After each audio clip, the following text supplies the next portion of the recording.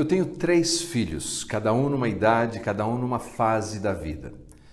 Imagine que a minha filha mais velha viesse até mim e eu dissesse a ela: me encontre na piscina com os seus filhos. Eu já tenho netos.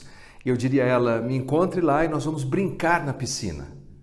E depois eu encontraria o meu filho do meio, mais dado a atividades esportivas, atléticas.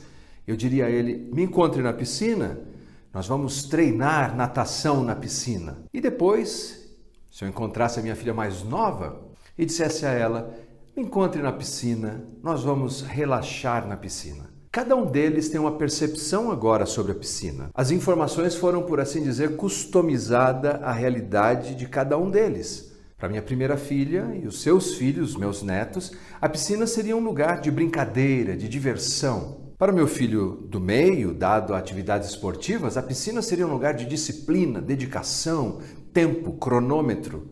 Para minha filha mais nova, no seu imaginário, a piscina seria um lugar de deitar numa almofada gostosa, numa boia, numa espreguiçadeira e simplesmente tomar um suco gostoso sob o sol. Mas veja que, apesar de cada um deles terem recebido uma informação customizada sobre o mesmo assunto, a piscina, não há contradição no que eu estou dizendo. Aliás, do ponto de vista da lógica, isso seria o que alguns chamam de aparente contradição. É a piscina um lugar de diversão, de disciplina, de descanso? Bem, as 3 coisas, porque elas não são contraditórias. Quando estudamos lógica clássica, aprendemos que contradição é quando 2 proposições são contrárias entre si e não podem ser harmonizadas, o que não é o caso. Me permita um outro exemplo. Imagine que eu diga a você: eu não gosto de cereal, e imediatamente eu me vire para a pessoa que está ao seu lado e diga: eu gosto de cereal. As 2 proposições são contrárias, as 2 informações que eu estou transmitindo não são harmônicas, porque ou eu gosto de cereal ou eu não gosto de cereal. Por outro lado, se eu dissesse: há 20 anos eu não gostava de cereal, mas hoje eu gosto muito de cereal. Essas informações são harmônicas e não produzem nenhuma contradição. Quando nós estudamos sobre fé, de acordo com a palavra de Deus, nós nos deparamos também com textos que sugerem aparentes contradições. E 2 casos clássicos encontram-se no texto de Tiago e no texto de Paulo. Nós vamos fazer a leitura destes 2 textos e, em seguida, considerarmos o que podemos aprender, porque certamente há algo especial que podemos extrair dessa aparente contradição. Romanos capítulo 3, versículo 28. Concluímos, pois, que o homem é justificado pela fé, independentemente das obras da lei. Tiago 2, 21 em diante. Não foi, pois, por obras que Abraão, o nosso pai, foi justificado quando ofereceu sobre o altar o próprio filho Isaque? Vês como a fé operava juntamente com as suas obras. Com efeito, foi pelas obras que a fé se consumou e se cumpriu a Escritura, a qual diz: ora, Abraão creu em Deus e isso lhe foi imputado para a justiça e foi chamado amigo de Deus. Verificai que uma pessoa é justificada por obras e não por fé somente. Evidentemente, nós temos uma tensão nessas informações, nós temos uma aparente contradição. Porque, por um lado, temos Paulo afirmando categoricamente o valor da fé e como Abraão é justificado pela fé e como nós somos justificados pela fé. E, do outro lado, temos Tiago dizendo: veja, uma pessoa não é justificada apenas pela sua fé, mas também por suas obras. Como conciliarmos isso? Bem, talvez precisemos fazer uma investigação mais profunda e convidarmos Jesus para dialogar nesse processo de consideração da fé. Certa vez, Jesus foi questionado por um grupo de religiosos o que eles deveriam fazer, ou melhor, quais as obras de Deus eles deveriam realizar. E a resposta de Jesus sobre que tipo de obra se espera é surpreendente. Veja só. Dirigiram-se, pois, a ele, perguntando: que faremos para realizar as obras de Deus? Respondeu-lhes Jesus: a obra de Deus é esta, que creiais naquele que por ele foi enviado. Você notou a pergunta desses homens? Era: quais das obras de Deus, plural, quais das obras de Deus nós devemos fazer?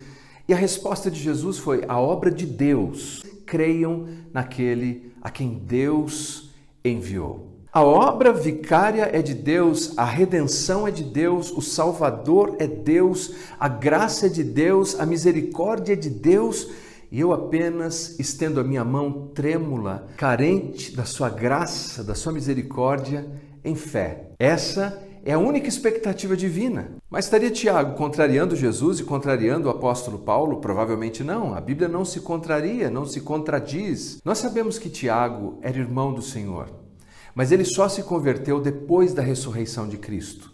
Ele se tornou um importante líder na igreja de Jerusalém. E de fato, quando o primeiro concílio da igreja aconteceu, no ano 50, ele estava presente. E naquele concílio, todos os líderes da igreja, nessa grande reunião, eles concordaram que todas as pessoas são salvas pela graça de Deus. Mas cremos que somos salvos pela graça do Senhor Jesus. Tiago estava lá. Agora veja, isso é no ano 50. A carta de Tiago foi escrita no ano 45. Por que então naquela carta ele enfatizou tanto a questão das obras? Porque o contexto em que Tiago está escrevendo é diferente do contexto que Paulo está escrevendo. Paulo escreveu para pessoas que diziam: você só pode ser salvo pelas obras. E Tiago escreveu para pessoas que diziam: Deus não se importa com as suas obras. E essas duas afirmações estão erradas. Evidentemente, a carta de Tiago foi escrita para gente que já conheceu o Evangelho. Ele inicia a carta chamando aquelas pessoas de irmãos. Mas essas pessoas não estão operando a sua fé. E veja você, a fé é como um músculo. Se você exercitar a sua fé, se você praticar a sua fé, você vai ter uma hipertrofia e cada vez mais evidente vai ficar a sua vida de fé. E mais diferença isso fará na sua vida e na vida das pessoas que estão à sua volta. A crítica de Tiago é que aquelas pessoas estavam afirmando a sua fé em Deus. A primeira parte, eu reconheço Deus, eu reconheço que Ele existe, mas não estão confiando em Deus ao ponto de exercerem a sua fé. A fé deles não tem tênis, calça jeans e camiseta. É uma fé de domingo, que canta hinos, que faz orações, mas que não funciona no dia a dia. O que Tiago está dizendo é o que todos nós desejamos, uma fé que funciona. Mas a fé só funciona para quem funciona. A fé funciona para quem ouve a palavra de Deus e age de acordo com a palavra de Deus. Uma das ilustrações no livro de Tiago é a oração de Elias. Ele diz assim que Elias era um homem como eu e você, sujeito às mesmas paixões, orou e não choveu, e orou e choveu. Mas quando estudamos o livro dos reis e vemos o que aconteceu naqueles dias, a razão por que ele orou para que não chovesse é que ele recebeu a palavra de Deus nesse sentido. E quando ele recebeu a palavra de Deus novamente dizendo para que ele orasse que chovesse, ele orou novamente. Ou seja, Elias era um homem que confiava no que a palavra de Deus tinha a lhe dizer e, portanto, a sua fé funcionava. Ele correu antes que a chuva acontecesse. Ele tinha certeza que se a palavra de Deus dizia que ia chover, iria chover. Se a palavra de Deus dissesse não vai chover, então não vai chover. E ele se portaria exatamente nos padrões estabelecidos da expectativa da Escritura Sagrada. Tiago diz assim, não é suficiente você apenas saber que Deus existe, porque até os demônios sabem disso e eles tremem. Tiago diz, você precisa de uma fé viva, dinâmica, que faça diferença no seu dia a dia. E ele utiliza uma palavra interessante, sozo, uma fé capaz de salvar. A ideia é uma fé capaz de trazer cura, restauração, livramento, não apenas salvação para o céu, mas salvação aqui, agora, nessa experiência temporal que nós temos. Não é essa fé que nós desejamos? Tiago diz, então coloque isso em ação. Siga o que Deus tem a dizer na sua palavra, viva de acordo com a sua palavra, porque essa fé fará total diferença. De fato, quando ele faz a citação de Gênesis capítulo 15, assim como o apóstolo Paulo, ele cita uma outra parte da experiência de Abraão.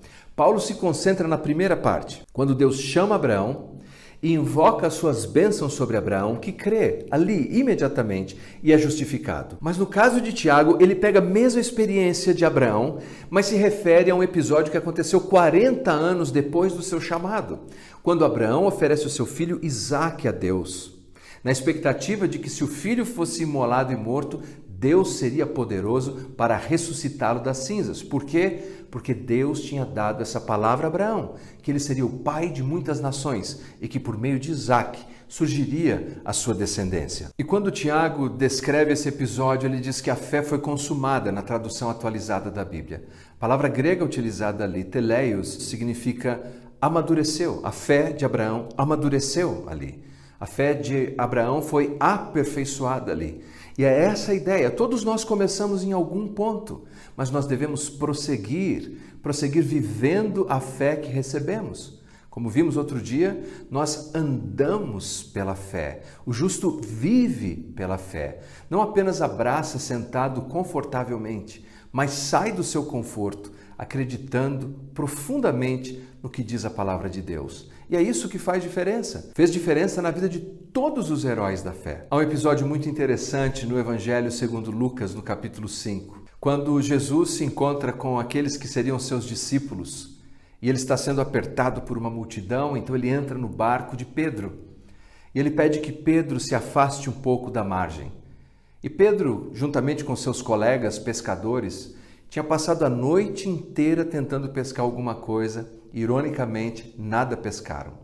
E era o costume, era a prática, pescar à noite quando era mais fresco. Mas Jesus diz a ele, lance a rede. Pedro explica ainda, olha, Senhor, nós passamos a noite inteira aqui pescando e nada pegamos. Mas uma tradução verte, se tu mandas. Outra diz, sob a tua palavra, eu vou lançar essa rede. E ele lançou a rede. E aconteceu aquilo que é descrito nos evangelhos como a pesca maravilhosa. Eu fico pensando, e se Pedro apenas afirmasse, sim, não, eu creio, mas eu não vou lançar a minha rede. Eu creio, mas eu não vou obedecer o que Jesus está me dizendo. Aquela fé produziria frutos. Ela seria como uma fé inoperante. Essa é a crítica de Tiago. Para Tiago, a fé funciona. Para quem funciona? O que a palavra de Deus tem dito a você? Quais são as áreas da sua vida? Quais são os pecados que você deve abandonar? Quais são as áreas que você precisa perseverar? Quem são as pessoas que você precisa perdoar?